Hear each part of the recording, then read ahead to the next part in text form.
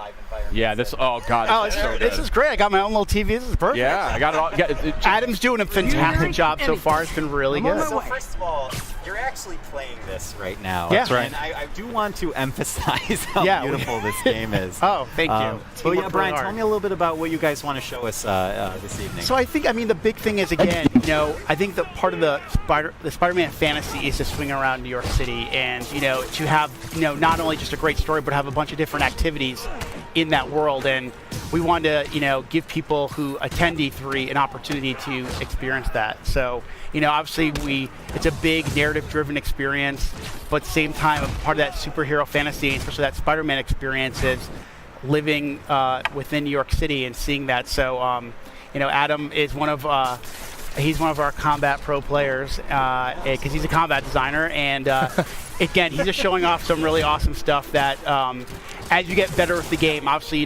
we wanted to have a pick up and play feel, but at the same time, have a level of mastery and to really show off the improvisation that we've really been talking about a lot since we announced the game. I'm digging this, like sticking dudes to walls and to the floor and stuff. That looks really satisfying. I think the thing that's been really fun in these last, I would say last 6 months since we got back from the holiday break was every week I feel like I'll take the game home or I'll be playing one night and then I'll come in and say, wow, guys, I didn't know you could do that. So I think there's a lot of that, there's that sandbox nature to it as well. So, obviously you can, we have, we're going to teach you mechanics, but we want you to experiment with, his acrobatics, his webs, his gadgets, his suit powers. So combining all that stuff really allows for a lot of different gameplay and a lot of, Spider-Man's a very expressive character, and we want players to be able to express that, whether it's in traversal or in combat. It's gorgeous. These animations, these animations are just blowing my mind. Your studio has kind of been renowned for character animation and for, just fluid motion. I mean, did you guys take a lot of lessons from your previous games and really hone in on those when you were developing this? I think animation's definitely been one of the hallmarks of our company, from Spyro to Ratchet to Sunset Overdrive. Yep. And I remember when the Sunset Overdrive reviews came out, one person actually wrote, it would be great to see Insomniac make a Spider-Man game. And I was like, see, we should make it. See? And I think we waved your phone around to the whole studio. Exactly. We took that kind of mentality and we just injected our personality, but also, what do people want, desire from a Spider-Man experience. So, it was really great as I remember probably around the end of the year, end of last year, someone wrote an article about the top things they want to see in Spider-Man. And they said they want it to feel like an Insomniac game. So I think that's the thing we've been really layering on in this last year is to have that, it feels like an Insomniac game as much as it does a Spider-Man game. And I love this traversal, just the fluidity of just moving over great distances very quickly. It looks like a lot of fun just moving around, and that's when you know you've got a great game. Okay, so so how I kind of said experimenting, but sometimes, game development, we're in meetings a lot, and then sometimes you just need to take a break.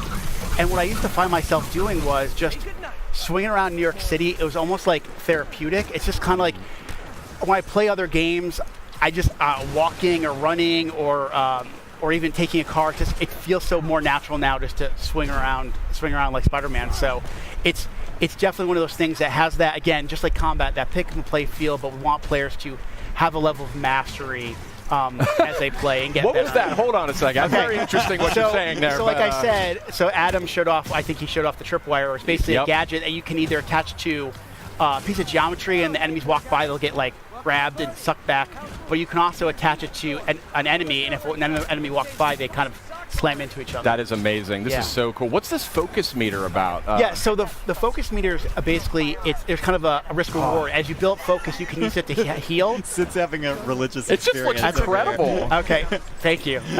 The team works really, really hard on it. Really, really hard. Clearly. And the idea is the focus is kind of a way to, it's a risk reward. Like I said, you can either heal yourself or you can kind of, if you fill up the bar a certain way, you can actually pull off a finishing move. So, as you play the game, you can kind of say, well, do I want to maybe heal myself real quick, or do I want to wait for that really extravagant move to kind of take the guy out instantly? Got it. Brian, a question for you is, obviously Spidey has, as with his experience being under the mask for so many years now, Yep, in 8 your years. story, Yeah. 8 years. Thank you. You got to be precise. I got it. One of the first questions I get is like, is it an origin story? I'm like, no. That was No, like he's after we experienced. decided that the webs were definitely attached to the buildings, we decided it's not going to be an origin story. But you know, back to the combat. I mean, Spidey's experience. He has access to a lot of different techniques and technologies.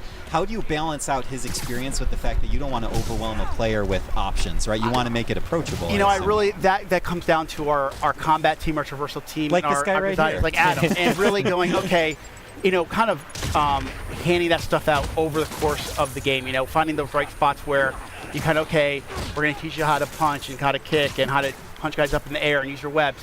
But then we layer on things like gadgets and then the suits and the suit powers.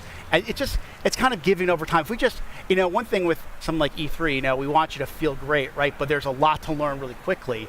So it just, you know, normal course development, we kind of find those spots in the game where it makes most sense to teach those mechanics. And then as the game goes on, we want you to master those because the game's only going to get harder. Yeah, absolutely. Sid, That's what do you great. think? I got to say, this game is Beautiful, looking right? absolutely gorgeous. This is, I mean, this is just, I mean, it was looking spectacular to begin with, but this is on a totally different level.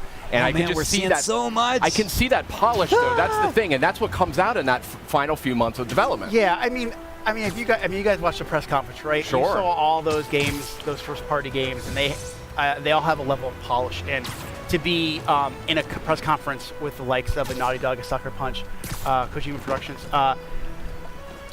we are very honored to be, and we know there's a certain level of polish that people expect from a PlayStation game, especially a first-party game. So we want to be considered right up there.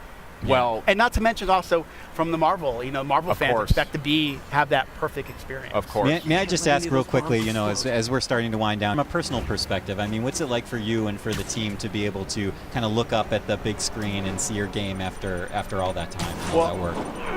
I'm known as a crier, so it takes a lot for me not to get choked up. Like right now, they're playing the theme song to the game in the background as we're sitting here, and I mean, this is an amazing industry, and to be part of it is one thing, but to work on something you truly love and something that when you were a little kid thinking, oh my God, could I ever work on a Spider-Man game, let alone be in video games, is just absolutely surreal. I use that word a lot when I describe working on this game, and to work with a group like Sony and work with Marvel, and that feeling is felt by so many Insomniacs. So we couldn't be prouder, and the support we've gotten across the board, not only from Sony, Marvel, but also the fans, has been spectacular. Nice work with Brian, the bombs, but it just you looks lean into your throat incredible. too I mean, there's much. no other word for it. And You're flabbergasted. I really am. It's stunning. I mean, just look at that. How can you not be blown away by that? But we do have a limited amount of time here. Brian, you're an industry veteran. You've been in the industry for a long time. I know this is a lifelong dream for you working on this game. And I want to thank you and Insomniac for making it. Thank you for having us. And for coming thank you.